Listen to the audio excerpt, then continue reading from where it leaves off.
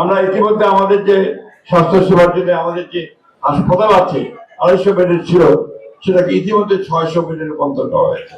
এটা আপনার কাজ শুরু করে আমরা একটা মেডিকেল কলেজ এখানে স্থাপন করতে যাচ্ছি ইনশাআল্লাহ।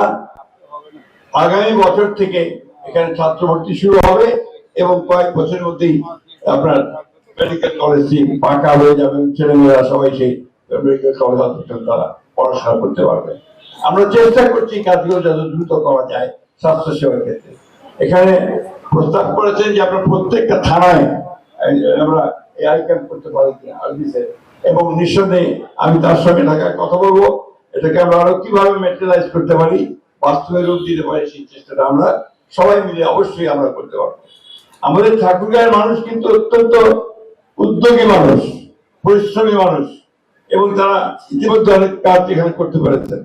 এই ডায়াবেটিক হাসপাতাল প্রথম যখন তৈরি হয় তখন এখানে ডিসি ছিলেন উপজেন, আমার মনে আছে, আমি তখন পৌরসভার চেয়ারম্যান ছিলাম। এখানে আমরা পুরো হাসপাতালের একটা ঘরের মধ্যে এই কাজটা শুরু করেছিলাম প্রথম দিকে। সেটা আজকে মহিলাদের রূপান্তরিত হয়েছে। ওইখানে আপনার নামগুলো ইতিমধ্যে কবির সাহেব বলেছেন, ডাক্তার কবির কারাকারের সঙ্গে জড়িত ছিলেন, অনেকেই চলে গেছেন আমাদের ছেড়ে, তাদের প্রতি শ্রদ্ধা জানাচ্ছি।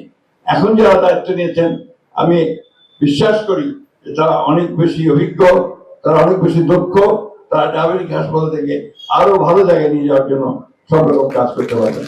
আমি বক্তব্য তৈরি করবো না, আমাদের মা বোনেরা এবং রোগীরা উদ্গ্রীব হয়ে আছে তাদের চোখ পরীক্ষা করার জন্য। আমি দোয়া করি আল্লাহর কাছে, ভগবানের কাছে, যে আমাদের চোখ যেন ভালো হয়ে যায় এবং আমাদের সুস্থ হয়ে সবাই আমরা নিজ নিজ বাড়িতে ফিরে যেতে পারি। আমি আবার আমাদের হিন্দু, মুসলমান, বৌদ্ধ, খ্রিস্টান সকল ভাই বোনদেরকে আমি আন্তরিক শুভেচ্ছা জানাচ্ছি, ধন্যবাদ জানাচ্ছি। আর সব শেষে আমি আবার I want to express my gratitude to the Nepalese doctors and the church affairs who has come all the way to Thakurga to help our people. And we believe that this event will definitely strengthen our friendship with Nepal. Nepal is our friend since long.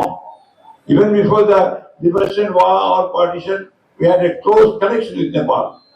When we look on the north in October, month of October, we see the peak of Kanchenjunga from here. And from Himalaya is visible from here. The Kanchenjunga is visible. And it's our really surprise at the time. People from different parts of the country, they come here and Portugal to have a wonderful look of that great natural beauty. আমি আপনাদের সকলকে আবারও ধন্যবাদ, কৃতজ্ঞতা জানাচ্ছি যে আপনারা আজকে এখানে কষ্ট করে এসেছেন এবং এই উদ্যোগটাকে আপনারা সবাই সহযোগিতা করছেন, সেই জন্য আপনাদেরকে আন্তরিক ধন্যবাদ।